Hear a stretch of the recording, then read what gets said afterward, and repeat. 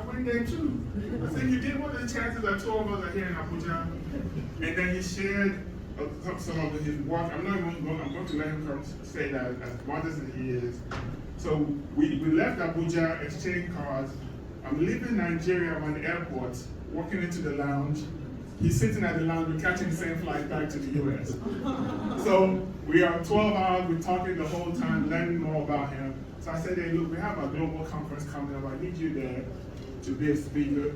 We hosted an event with the Africa Diaspora Network with Honorable Abike and NIDCOM for the diaspora at that conference.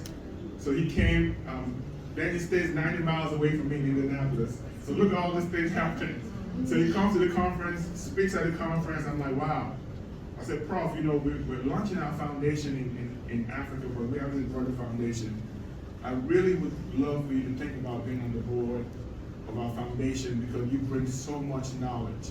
The things that we're thinking about, you've done it and you've really forgotten most of it. So please think about it. So he said, okay. So I'm coming to Nigeria. And guess who's on the plane on Monday? So I told Prof, I said, Prof, your phone to me, something.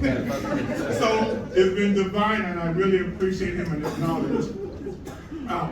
But I'm going to let Prof just come share a few words about, you know, what he sees, what we're thinking about doing, what he's going to bring to us and the board, and just some of his expertise of doing work in Nigeria, most of us. And then we'll end with Delma and Kira is going to come and close it out. Sholake is going to say, you know, give us a few words and close us out here. So I needed money. So that was why I went to University of Central Florida.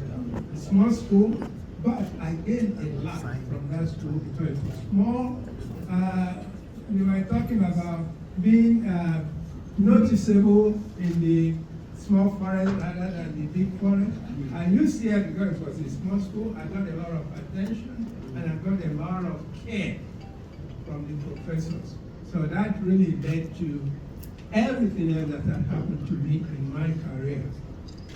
So when I graduated with my PhD, which was the excitement for me when we talked, I was the first PhD graduate in industrial engineering at the University of Central Florida.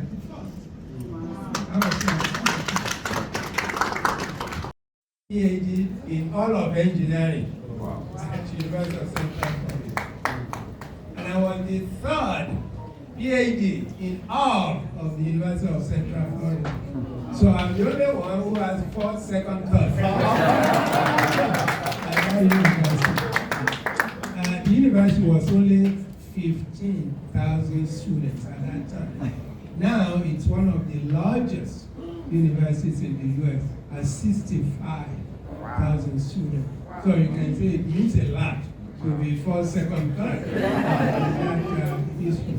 So going back to what Professor Adebisi said, in 1994, I did my sabbatical with the Ministry of Industry.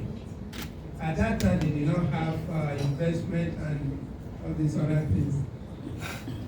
What we aspired to accomplish at that time, we had not this policy and statement where the thing that you have now actually accomplished.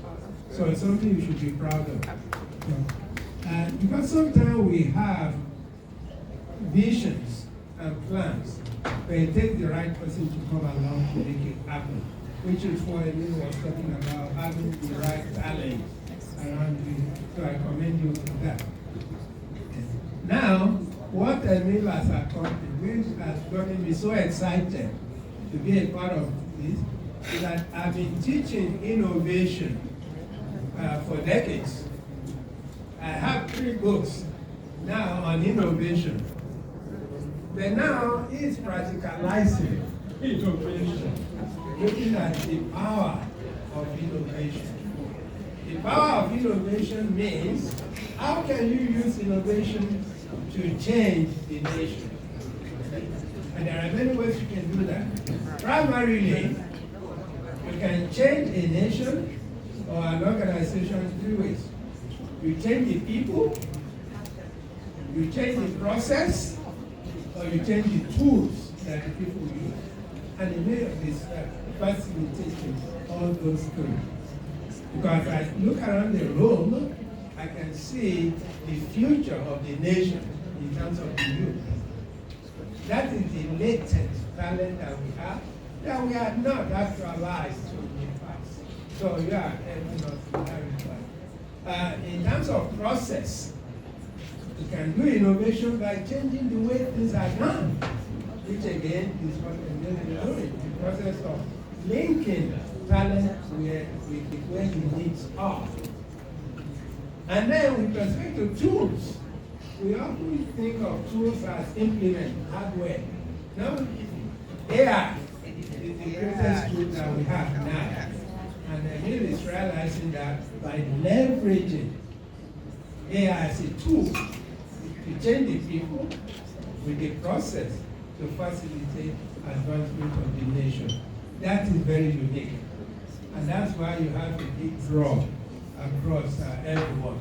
So we thank you for that, and thank you for inviting me.